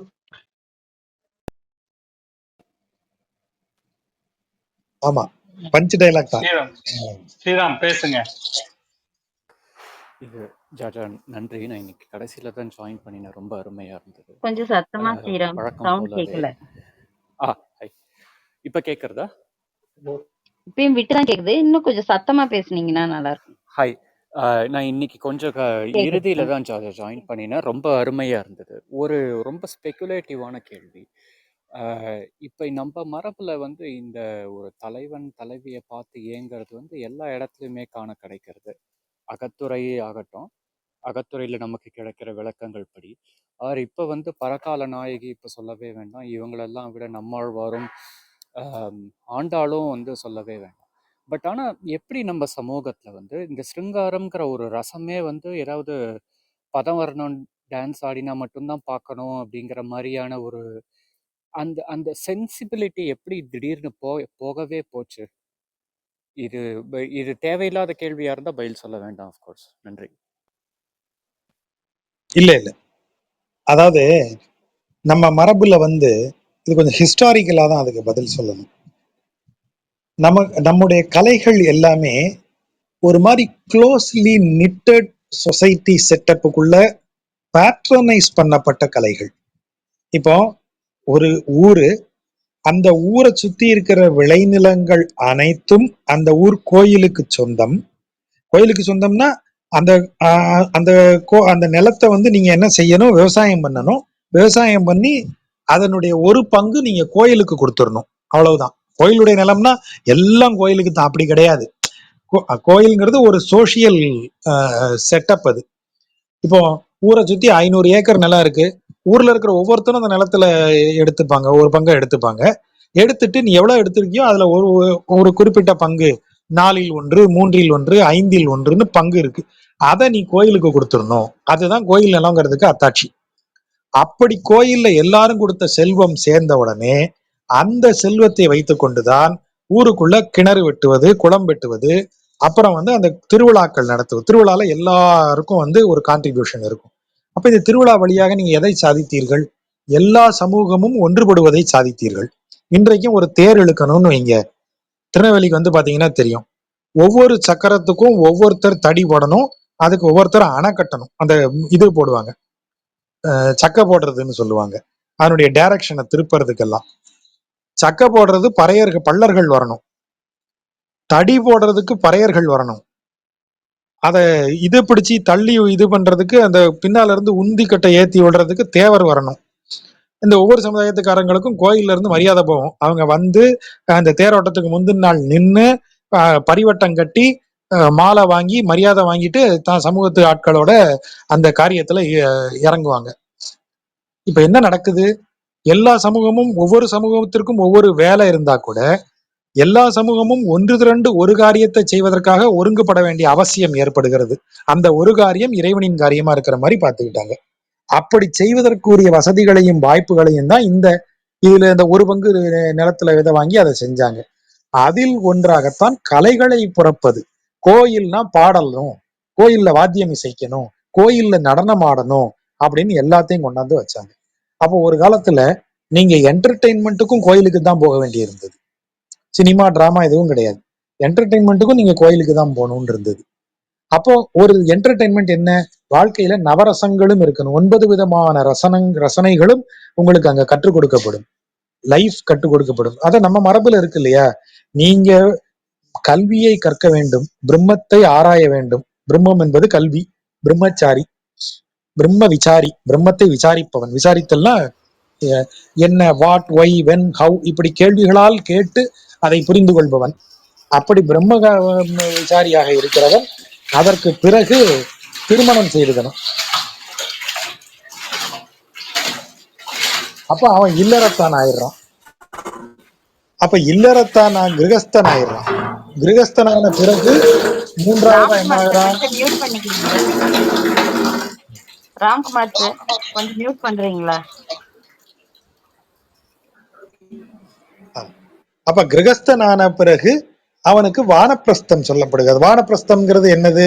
அவன் சன்னியாசியும் இல்லாமல் குடும்பஸ்தனாவும் இல்லாமல் ஒரு பிராக்டிசிங் சன்னியாசியாக, அப்ரண்டிஸ்ஷிப் சன்னியாசியாக உட்கார்ந்து இருக்கிறது. அப்போ அவன் உலக வாழ்க்கையிலிருந்து விலகிடுறான். முழுமையான சன்னியாசத்துக்கு போகாம ஒரு வெயிட்டிங் பீரியட்ல இருக்கான், மேக்கிங் பீரியட்ல இருக்கான். அப்போ இது அத்தனையுமே அவன் எங்க இருந்து கத்துக்கணும்? அவனுடைய கோவில்ல இருந்து அவன் கத்துக்கணும். அதனாலதான் கோவில்ல அற உரைகள் சொல்லப்படுகின்றன. கதாகாலேட்சபம், இறைவனது புராணம், அறிவுரைகள், அற உரைகள் கோயில்ல சொல்லப்படுகின்றன. கிரகஸ்தன் ஆகிறதுன்னா கல்யாணம் பண்ணி பிள்ளைகளை பெற்று வளர்க்கறது. அப்ப அதற்குரிய விஷயங்கள் எல்லாம் தெரியணும்னா அதையும் கோயில்ல தான் கத்துக்கணும். அதுக்குதான் கோயில் பூரா மைதுன சிற்பங்கள், உடலுறவு சிற்பங்கள் கோயில்கள்ல இருக்கு. இறைவன் இடைவிடாத இந்த உலகத்துல சிவசக்தி லீலை நடந்து கொண்டே இருக்கிறது. அதான் உலகம் இயங்கும் விதம். அது ஒண்ணும் தவறோ அல்லது ஒரு இதுவோ கிடையாது, விளக்கமோ கிடையாது. இல்லப்பா எனக்கு இது தேவையில்லைன்னு தோணுது, போதும். ஒவ்வொருத்தருக்கும் ஒவ்வொன்று பிடிக்கும். இல்லைங்க இட்லி நீங்க சாப்பிட்டே ஆகணும். இல்லைங்க எனக்கு இட்லி பிடிக்காது, தோசை சாப்பிட்டுக்கிறேன் சார். அத மாதிரி ஒருத்தர் எனக்கு திருமணம் வேண்டாம், பெண்ணு வேண்டாம்னு ஒதுங்கலாம், அவ்வளவுதான். அப்ப இட்லி சாப்பிட்றவெல்லாம் அயோக்கியங்கிற கணக்கு கிடையாது. நம்ம மரபு அப்படித்தான் சொல்லியிருக்கு. எல்லாரும் ஒண்ணு. அப்ப அதையும் கத்துக்கோ அப்படி சொல்லியிருக்கு. சோ நம்ம மரபுல இது என்றைக்குமே தவறான ஒன்றாக அல்லது ஒழுக்கவியல் ரீதியில் இது ஒரு குற்றமாக சொல்லப்படவில்லை. அப்ப எப்ப அது தவறானதாக மாறுகிறது அப்படின்னு சொன்னா, நமக்கு இந்த புறக்கக்கூடிய அமைப்பு இருக்கு இல்லையா, இது உடையுது. இப்போ கோயிலுக்கு நிலம் கோவிலை சேர்ந்தது அப்படின்னு ஒருத்தர் சொன்னா அந்த ஊர்க்காரன் யார் சொன்னா கேட்பான்? இப்ப ராஜகோபால் இங்க உட்காந்துட்டு திருப்பரங்குன்றம் மலை இந்துக்களுக்குத்தான் சொந்தம்னு சொன்னா கேட்டுருவாங்களா? அப்ப அதை யார் சொல்லணும்? அரசன் சொல்லணும். அரசன் சொன்னாதான் அதை எல்லாரும் கேட்பாங்க. இப்ப அரசன்கிறவனே இல்லை. படையெடுப்புகள் காரணமா அரசன் அழிஞ்சிட்டான். அப்ப இப்போ ஊருக்குள்ள இந்த விஷயத்தை யாரு முறைப்படுத்துவா? இந்த நிலம் இறைவனுக்குரியது, இந்த கிராமம் இதுக்குரியதுன்னு வருஷா வருஷம் யார் கணக்கு கேட்பா? மன்னர் சார்பில் எந்த மந்திரி வருவாரு? மன்னரே இல்லையே. அப்புறம் மெல்ல ஜமீன்தார் முறை வருது. ஜமீன்தார்களால மன்னர்கள் அளவுக்கு அதை செய்ய முடியல.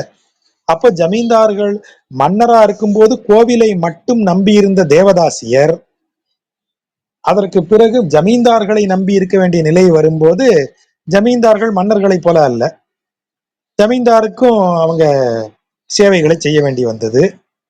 அப்ப ஜமீன்தாருக்கு சேவை செய்யும் போது ஊருக்கெல்லாம் செய்வோம், நமக்கு பணம் தானேன்னு அவங்க அடுத்த கட்டத்துக்கு போறாங்க, விலை மகளிர் ஆகிறாங்க. அப்ப இப்படியாக பேட்ரனைசிங் சிஸ்டம் உடையும் போது இந்த செட்டப் உடைஞ்சிருது.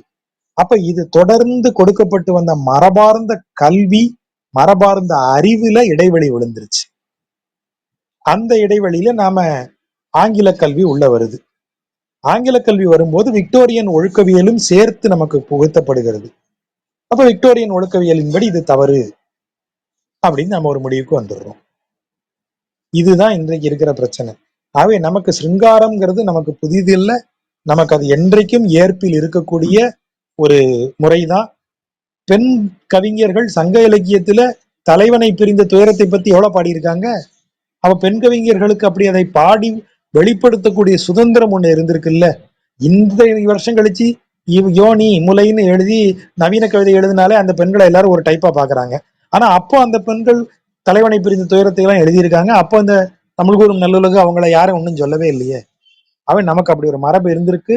நாம அந்த விஷயங்களை ரொம்ப சரியா கையாண்டிருக்கோம். இடையில இந்த மரபு நமக்கு அறிவாக கடத்தப்பட்டு வந்த ஒரு சமூக அமைப்பு சிதறடிக்கப்பட்டது. அதன் விளைவாக நாம இந்த தொடர்பை இழந்து வேற ஒரு தொடர்புக்குள்ள போயிட்டோம். ஆனா இப்பவும் நமக்கு அது தொடர்ந்து மரபுல இருக்கிறதுனால கொஞ்சம் ஞாபகப்படுத்தினா ரொம்ப ஈஸியா அந்த இடத்துக்கு போயிடுவோம். இறைவன் பெயரால் முலையும் அல்குல்லும் நம்ம எத்தனை முறை பேசியிருக்கோம், ஒரு முறை கூட நாம அதை வேற மாதிரி யோசிச்சது இல்லையே. அப்போ இது நமக்கு எப்படி வருது? இது முழுக்க முழுக்க இதுக்கு திடீர்னு இந்தோனேஷியால இருந்து ஒருத்தனை கூப்பிட்டு உட்கார வச்சு இந்த பாடலுக்கு அர்த்தத்தை சொன்னேன்னா அவன் அதிர்ச்சி ஆயிடுவான். நோன்னு இது சாமி பாட்டுல இதெல்லாம் வச்சிருக்கீங்க, அதிர்ச்சி ஆயிடுவாங்க அவங்க. ஆனா நமக்கு ஏன் அதிர்ச்சி ஆகல? முதல்ல அந்த வார்த்தையை உச்சரிக்கிறதுல ஒரு சின்ன தயக்கம் இருந்தது. அப்புறம் அதை ரொம்ப எளிமையா தாண்டி ஈஸியா அதை எப்படி பேசிக்கிட்டு இருக்கோம். ஏன்னா நம்ம மரபு நம்மள்ட்ட இருக்கு, அதன் தொடர்ச்சி அதை ஈஸியா ஏத்துக்கும். இடையில ஒரு சின்ன கேப் விழுந்து போச்சு, அவ்வளவுதான். நீங்க கேட்டதுக்கு பதில் சொல்லிட்டேனான்னு தெரியல. இல்லை சார், நல்லாவே புரிஞ்சுது. நன்றி. கான்டெம்பரரி வேர்ல்ட்ல ஜாஜா இந்த மலையாள டைரக்டர் ஒருத்தர் இருந்தார், நீலா ப்ரொடக்ஷன், சுப்பிரமணியம்னு ஒருத்தர். இந்த சொல்லடி அபிராமின்னு ஒரு பாட்டு எழுதினதுக்கு அவர் ரொம்ப கோச்சிக்கிட்டார். எங்க ஊர்ல இப்படி எல்லாம் சொல்ல மாட்டோம் அப்படின்னு சொல்லி இந்த மாதிரி அந்த மாதிரி உணர்வுகளை அப்படி எல்லாம் இது காடஸஸ் அப்படி விழித்து செய்யலாம் கூடாது அப்படின்னு சொல்லி இப்ப சமீபத்துல சித்த போறதுக்கு முன்னாடி சொன்னார். ஓ, அடின்னு சொல்லிட்டதுனால, சொல்லடின்னு சொன்னதுனால, சொல்லடி அபிராமி ஒரு கோவம் வந்துச்சு. ஓ அதனால. ஓஹோ, சரி சரி, நல்லதுதான். அம்மைய திட்டுறதுக்கு என்ன, அவ எல்லா திட்டையும் வாங்கிப்பான். கடவுளை ஏக வசனத்துல பேசியே பழகிட்டோம் சார், என்ன பண்றது. ஆமா, நில்லடி முன்னாலே அப்படியே வரும். ஃபுல் பாட்டுமே அப்படிதான் வரும். நான் வேற ஒரு வேலை இது தரையை தொடச்சிக்கிட்டு இருந்தேன், தண்ணி தரம் கவனிக்கல, மைக் அது ஆன் பரவாயில்ல, மன்னிக்கணும். ஏதோ மேல வந்தீங்க ஓகே, ஏதோ கேட்கறதுக்கு, கொஞ்சம் சத்தமா ஆமாம். இல்லை, நான் இது மட்டும் தான் சொல்ல வந்தேன். நீங்கள் அந்த நெஞ்சு இடையில நான் கவனிக்க முடியல, சாரி. நெஞ்சு வந்து தூதுவா போகிற விஷயம் வந்து ரொம்ப அருமையாக விளக்குனீங்க. திருக்குறளில் வந்து நெஞ்சோடு கிளத்தல்னு ஒரு அதிகாரமே அதில் இருக்கும். எல்லாமே இதே மாதிரி அட்டகாசமான கருத்துக்களோடு இருக்கும். படிக்கும்போது நமக்கே உருகிடுவோம். எவ்வளவு அருமையாக வந்து ஒரு மனம் படுற வேதனை, வந்து பிரிவினால் வரக்கூடிய மனம் படுற வேதனை, தலைவன் கண்டுகொள்ளாதனால தரப்புற வேதனையை வந்து ரொம்ப அருமையாக அதில் விளக்கியிருப்பாங்க. எனக்கு நீங்கள் சொல்ல அந்த குரல்கள்லாம் நினைவுக்கு வந்தது. ரொம்ப நன்றி. ஆமா, நெஞ்சோடு கிளத்தல், அது நல்ல வரி. அது நான் எப்போதும் நினைச்சுக்கிற வரி. நெஞ்சோடு கிளத்தல்ங்கிறது தான் மனசாட்சியோட பேசுறது தான் அது. நெஞ்சோடு கிளத்தல்ங்கிறது நல்லது. அப்புறம் நம்ம ஆசிரியர் வந்து ஸ்ரீபாஷ்யம் ஆசிரியர் ரொம்ப மகிழ்ச்சி ஆயிட்டார். அவருக்கு வந்து இவ்வளவு படிச்சவங்களா இருக்கீங்க, நான் என்ன சொல்லுவேன் அப்படின்னு கேக்குறாரு. நல்லா படிச்சோம் நாங்க, நீங்க தைரியமா சொல்லலாம், நாங்க என்ன அதெல்லாம் நிறைய தெரிஞ்சுக்க வேண்டியிருக்கு. அவருக்கு இத்தனை நாள் தொடர்ந்து எல்லாரும் இத்தனை வருடங்கள் தொடர்ந்து பிரபந்தம் கேட்டுட்டு வராங்கிறது அவருக்கு ரொம்ப மகிழ்ச்சியா இருக்கு. அவ்வளவு சின்சியரா இருக்காங்க, எவ்வளவு சின்சியரா இருக்காங்கன்னு நான் 2-3 முறை சொல்லிட்டாரு. அப்புறம் அந்த நம்ம பேட்ச்ல என் கூட படிச்ச பேட்ச்ல இருந்த பிற நண்பர்கள்ட்டையும் சொல்லியிருக்காரு. ரொம்ப இதா பண்றாங்க, நிறைய பேர், இவ்வளவு பேர் வந்து இத்தனை பேர் பிரபந்தம் உட்கார்ந்து படிப்பாங்கன்னு நான் நம்பவே இல்லை அப்படிங்கிறாரு. அவர் இது வரைக்கும் அதிகபட்சமா 10-12 பேருக்கு மேல அவரு பார்த்ததே இல்லையா. நான் அவர்கிட்ட சொன்னேன், இங்க வர்றது மாதிரி இன்னும் ஒரு 2 பங்கு வெளிநாட்டுல வெளியூர்ல எல்லாம் இருக்காங்க, அவங்க எல்லாம் கலந்துப்பாங்க, அப்புறம் ரெக்கார்டிங்ல கேட்டுட்டு இருப்பாங்க, எல்லாருமே சின்சியரா தொடர்ந்து கேட்கக்கூடிய ஆட்கள் அப்படின்னு சொன்னேன். அவருக்கு இவ்வளவு பெரிய எண்ணிக்கை அவருக்கு ரொம்ப ஆச்சரியமா இருக்கு. அதனால எல்லாருக்கும் ரொம்ப வாழ்த்துக்களை தெரிவித்துக் கொண்டார். நன்றி சார், நன்றி. அதுதான் முழு கூட்டத்தையும் அவர் பார்க்கல. உங்களுக்கு வெள்ளிமலை கிளாஸ்க்கு வர்றவங்க அப்படி இப்படின்னு எங்க 190 பேரும் என்னவோ இருக்காங்கன்னு நினைக்கிறேன் நம்ம குரூப்லயே. அவருக்கு அது ஒரு ஆச்சரியமா இருந்தது. ஆமா, ஸ்ரீபாஷ்யம் கத்துக்கிறேன்னு வந்தவங்க இப்போ 80 பேர் இருக்காங்க சார்.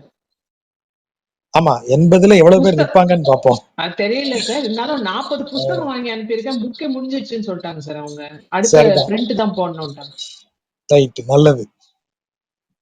எல்லாரும் அந்த முன்னுரையை கொஞ்சம் கூடுதலா படிச்சுக்கங்க. அவர் வகுப்பு ஆரம்பிக்கும் போது அதுல இருந்து தான் ஆரம்பிப்பார். 10ஆம் தேதியை ஒட்டி வகுப்பு இருக்கலாம்னு சொல்லியிருக்காரு. 8ஆம் தேதி வரைக்கும் அவருக்கு வேலைகள் இருக்கின்றன. அது முடிஞ்சு அவரு 9ஆம் தேதி தான் ஸ்ரீரங்கம் திரும்புறாரு. 10ஆம் தேதி அதுக்கப்புறம் இருக்கும் நம்ம வகுப்பை துவங்கலாம்னு சொல்லியிருக்காரு. பிப்ரவரி 10ங்களா இல்ல மார்ச்? பிப்ரவரி இந்த மாசம் ஆன்லைன்ல அந்த புக் இருக்கா ஜாஜா? இல்ல ஆன்லைன்ல இல்ல சார், ஆன்லைன்ல இல்ல. நன்றி நன்றி. உமா, எனக்கு ஒரு காப்பி வாங்கி கொடுத்துருங்க. நான் கேட்டிருக்கேன்.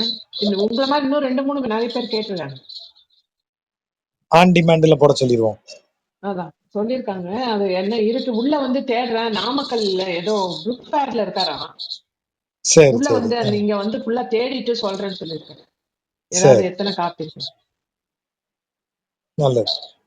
அவர் ரைட். நான் அவங்க உமாக்கு தான் வரும்போது ரொம்ப அவர் நன்றி சரி. சொல்லணும். பேசிட்டு இருந்த விஷயமே நல்ல விஷயம். அத்வைதத்துக்கும் விசிஷ்ட அத்வைதத்துக்கும் எந்த இடத்துல கொஞ்சம் முன்னகிறது அல்லது அதுதான் அதுல இருந்து தாண்டி இது எப்படி வேறுபடுதுன்னு சொல்லிட்டு நல்லா இருந்தது. அந்த சொல்ற விதம் நமக்கு புரியிற விதமா இருந்தது. எனக்கு அது பெரிய விஷயம். ஏன்னா சில பெரியவங்க பேசுறது அவங்க வேற ஒரு தளத்துல பேசுறாங்க, நமக்கு புரியாதோன்னு ஒரு டவுட் இருந்துச்சு. அது இல்ல, நல்லா அவர் சொல்றது ரொம்ப அருமையா புரியுது. ஆமா, அதுக்காக தான் அந்த முதல் சந்திப்பு. அவருக்கும் எல்லாரையும் பார்த்த மாதிரி இருக்கும், நமக்கும் அவர் பேசுறது தெரியும். நேர்ல பார்த்தா தான் அந்த சில விஷயங்கள் கிளியரா இருக்கும். ஜாஜா, அவர் அதனால முதல்ல எங்க, என்ன குவாலிபிகேஷன், எங்க வேலை பார்த்தார்? அவரு அப்போ டிகிரி படிச்சிருக்கார், ரயில்வேஸ்ல வேலை பார்த்தாரு. Trichy okay Ponmalai okay. ரயில்வேஸ்ல இருந்தாரு. ஸ்ரீரங்கம் தான் அவருக்கு ஊரு. அப்புறம் ரிட்டையர்ட் ஆனதுக்கு அப்புறம் தான் அவர் வந்து இதுக்குள்ளேயே வராரு. பாஷ்யம் அந்த இதெல்லாம் கத்துக்கிறதுக்குள்ள வராரு. அது அந்த என்ன வேலை பார்க்கும்போது கத்துக்கிட்டாரு. ஆனா அந்த முழு நேரமாக அதை பாராயணம் பண்ணி இது பண்றது அதெல்லாம். அப்போ அவருடைய அந்த புக்கில் ஒரு போட்டோ இருக்கும். இவருடைய டீச்சர் கண்ணாடி போட்டு ஒல்லியா ஒருத்தர் இருப்பார். அவர் தான் பார்த்துட்டு நீ சும்மா தானடா இருக்க அப்படின்னு சொல்லி திருப்பானாழ்வார் சந்நிதி இருக்கு இல்லையா ஸ்ரீரங்கத்துல, ஆமா. அதுல தீர்த்தம் சாதிக்கிற வேலையில என்னைய ஈடுபட சொன்னார் அப்படின்னு சொன்னார். ஸோ திருப்பானாழ்வார் சந்நிதியில் கைங்கரியம் செய்து முழு நேரமாக உட்கார்ந்து ஸ்ரீபாஷ்யம் அப்புறம் தத்துவத்திரயம் இது எல்லாத்தையுமே கத்தியத்திரயம் அப்புறம் இது பேர் என்ன சாரிக மீமாம்சை இத மாதிரியாக வைணவத்திற்குரிய மறைநூல்கள் எல்லாவற்றையும் இவர் ஆசிரியர் மூலமாக கற்றுக்கொண்டவர். ராமாயணம், இப்ப ராமாயண வகுப்பு எடுத்துட்டு இருக்காரு இன்னொரு கோஷ்டிக்கு. வால்மீகி ராமாயணம், கம்பராமாயணம் எல்லாம் கலந்து அவர் சொல்லுவார். அப்படி இது பிரபந்தம் இது அத்தனையுமே அவர் அப்படி கத்துக்கிட்டவர். இந்த சாரிகை மீமாம்சைங்கிறது வைஷ்ணவ சம்பந்தமா என்ன சடங்குகளை பத்தியா? அதையெல்லாம் கலந்து இருக்கும். ஒரு வைணவன் கடைபிடிக்க வேண்டியது என்ன அப்படின்னு இதெல்லாம் இருக்கும் அதுல. நம்ம வாத்தியாரு இந்த தொழுவனுக்கு மேல சூடு போட்ட கதையில இருந்து. ஆமா ஆமா, அதுல இருந்து எல்லாம் வரும். உமா அந்த ஸ்ரீபாஷ்யம் குரூப்ல ஒரு குறுகு கட்டுரை ஒண்ணு டேக் பண்ணியிருந்தாங்க. அதை நான் மணிநிலத்துல ஷேர் பண்றேன் சார். அதுல இருக்க அவரை பத்தி எல்லா டீட்டெயிலும் இருக்கு. அவரோட நான் கொஞ்சம் ஆமா, லேட்டா குறுகு வந்தேன். இதழ்ல அவரை பேட்டி எடுத்தது. ஆமா, அனங்கன். ஆமா, அனங்கன் எல்லாரும் வந்து போய் பேட்டி எடுத்தது அவரை. Okay okay, nice. நான் கொஞ்சம் லேட்டா வந்ததுனால நாட் ஏபிள் டு நோ. சரி சரி, புரிஞ்சது. நன்றி சரி, ஜாஜா. வேற ஏதாவது கேள்வி? நன்றி. மிக்க நன்றி நண்பர்கள், நன்றி. பொறுமையோட தொடர்ந்து கேட்டதுக்கு ரொம்ப நன்றி. அடுத்த ஸ்ரீபாஷ்யம் வகுப்புலையும் அதே மாதிரி தொடர்ந்து கேட்கணும். ரொம்ப நன்றி. விஜி என் ரூம் அடுத்த செவ்வாய்க்கிழமை சந்திக்கிறேன்.